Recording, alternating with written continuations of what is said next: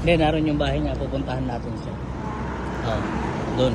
Halika. Wala kasi ako masyadong alam sa halaman. Gusto mo lang maghalaman. Eto, po pwede. Pero ilalabas mo. May indoor. Depende kasi sa isasuggest niya eh, no? Oo, meron kasi indoor na kailangan mong ilabas paminsan-minsan. Ayoko na nilalabas na minsan. Kahit maintenance pa yun.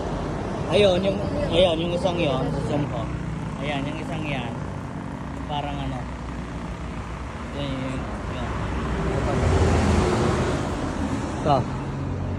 Ito, pwede ito sa loob. Hindi mo ito ilalabas. Pwede ito. Ito, pwede rin. Ito, hindi pwede. Dapat nasa labas.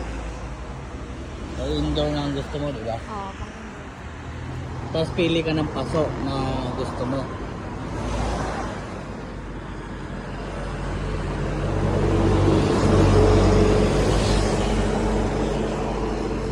Hello po.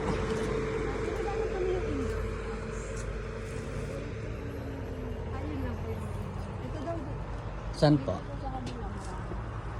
Aba, dito? Ayun po yung kasunod. Kayo po, wala.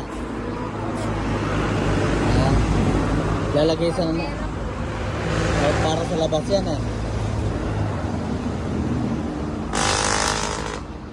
Asan mo ba yung pang-indoor nyo? Yun lang. Sige. O nga no. Ito sana po pwede.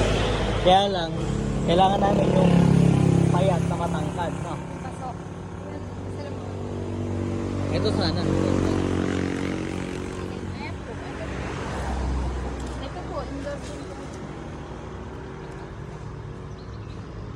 Sige. Yung payat naman. Dapat pag ano yung lang na. Asan po yun? Medyo slim na lang. Yung pahaba po ng dahon. Slim type. Ay, ayun. Pwede ba yun sa loob?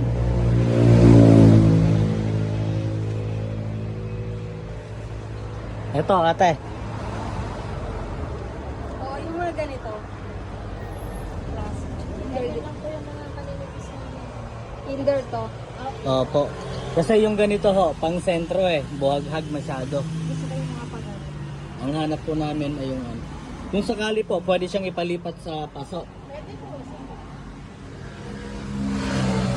Meron ho ba kayo ng paso na no? May pangsalok para hindi magtubig sa loob? Hindi daw marami. Ah. Kaya tayo